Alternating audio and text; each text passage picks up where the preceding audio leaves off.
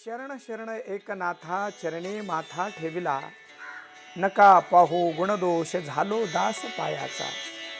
आता मज उपेक्षिता नाही सत्ता आपुली, तुका म्हणे भागवत केले श्रुत सकळा।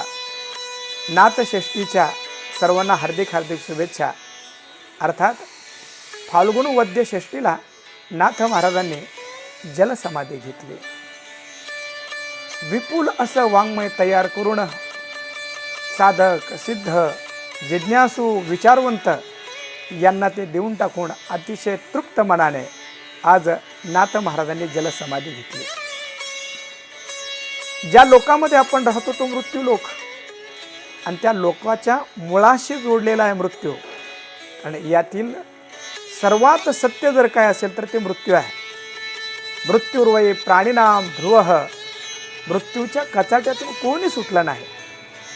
परंतु या महाराष्ट्रामध्ये झालेली संत मांदियाळी यांनी जणू काय मृत्यूचं नावच पुसून टाकलं।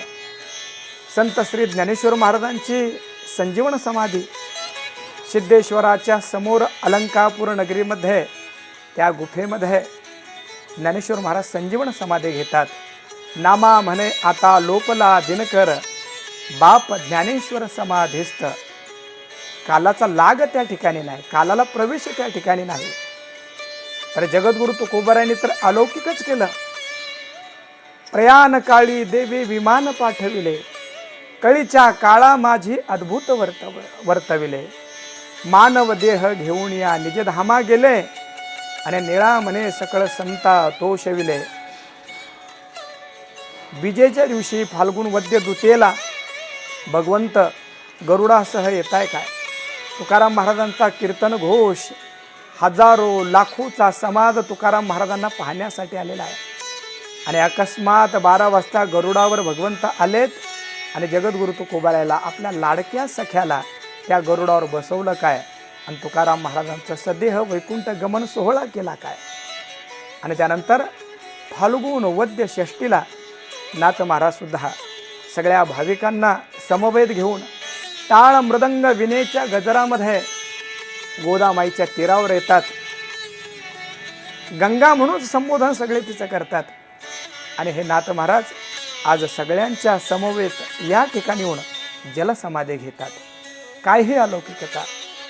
मृत्यू लोकांमध्ये येऊन सुद्धा मृत्यूला आपल्या जवळ येऊ दिलं नाही। ज्ञानेश्वर महाराजांची भूमीच्या आतमध्ये असलेली संजीवन समाधी, आकाशामध्ये तुका आकाशा एवढा, जगद्गुरु तुकोबारायांचं सदेह वैकुंठ गमन आणि नाथ महाराजांची जलसमाधी।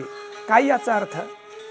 ही सगळी संत महापुरुष तुमच्या आमच्यासारखी जरी दिसत असले तर ते फक्त 3.5 हाताचे नाहीत, तर ते व्यापक आहेत। कणाकणामध्ये ते व्यापलेले आहेत। पंचमहाभूत त्यांच्याच अधिष्ठानावर निर्माण झालेले आहेत। या सर्वांचा आत्मा असलेली ही महापुरुष आहेत। म्हणून मृत्यू लोकांमध्ये येऊन मृत्यूचा काया पालट करून टाकणारी हे सगळे महापुरुष। नाथ महाराज आणि तुकाराम महाराज ज्या महिन्यामध्ये गेले तो मराठी महिना म्हणजे फाल्गुन। आणि फाल्गुन महिना म्हटलं की तो बोंबलण्याचा, कारण या महिन्यामध्ये येते होळी, या महिन्यामध्ये येते रंगपंचमी। संसारातले माणसं नाहीतरी या न त्या कारणाने कायम बोंबलतच असतात। म्हणून भारतीय संस्कृतीने या होळीच्या निमित्ताने त्यांना एक दिवस सूट दिली की तुमच्या मनामध्ये कुणाविषयी राग असेल, द्वेष असेल, बोंबला, मनामधली जी जळमट आहे ती बाहेर काढा, मोकळं व्हा। आणि दुसऱ्या दिवशी परत रंगपंचमी खेळून सगळं खेळून जीवनाचे रंग भरा। अरे पण रंग जरी भरायचे असले तर संसारातले ते रंग या बोंबलण्याच्या महिन्यामध्ये सुद्धा जगद्गुरु तुकाराम महाराज आणि एकनाथ महाराजांनी किमया केल्या। अरे बोंबलताय काय? बोंबलणाऱ्या तोंडामध्ये भगवंताचा नामघोष या महिन्यामध्ये नाथ महाराजांनी आणि तुकाराम महाराजांनी दिला।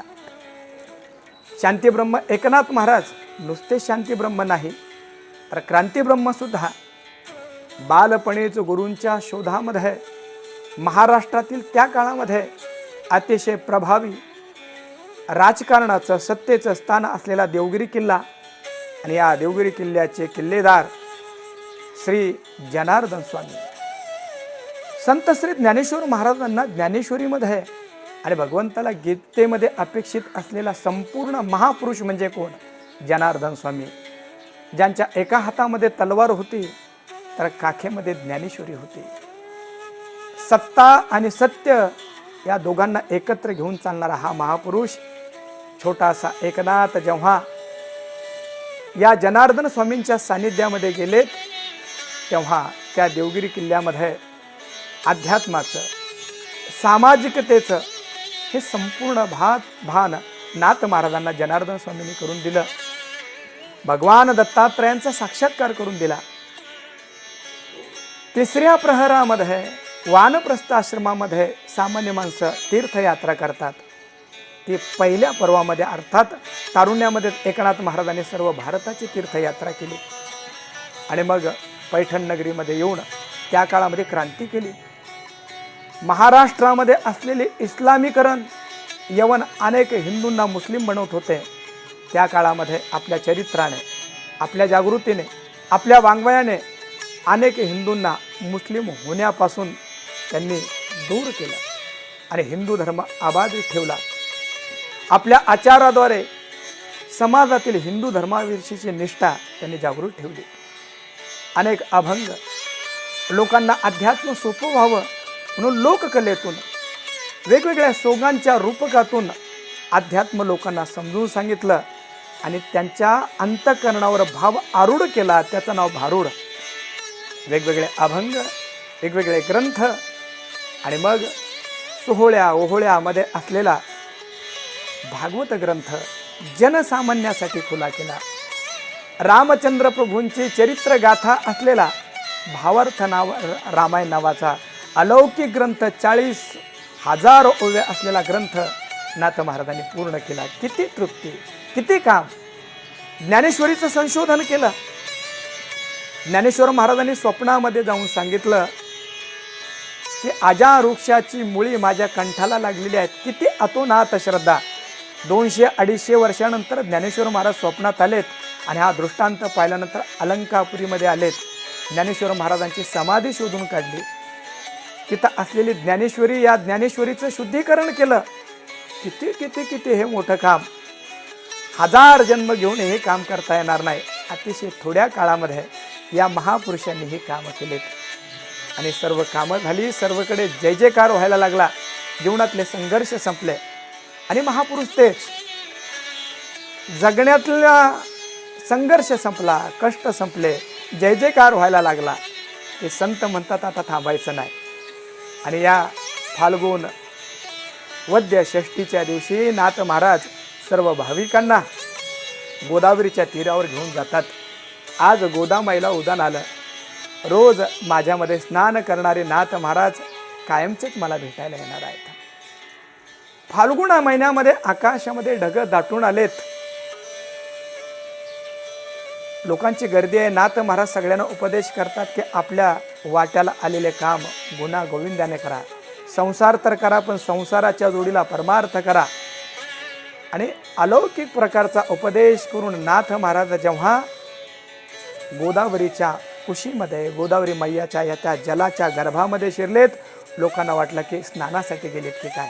आणि तेवढ्यामध्ये त्या गर्दीला चिरीत एक कष्टकरी, एक श्रमकरी शेतकरी पळत आला आणि नाथ महाराजांना म्हणतो, महाराज अतिशय कष्टाने मी हे 2 कृष्ण कमल आणलेले आहेत, याचा स्वीकार करा.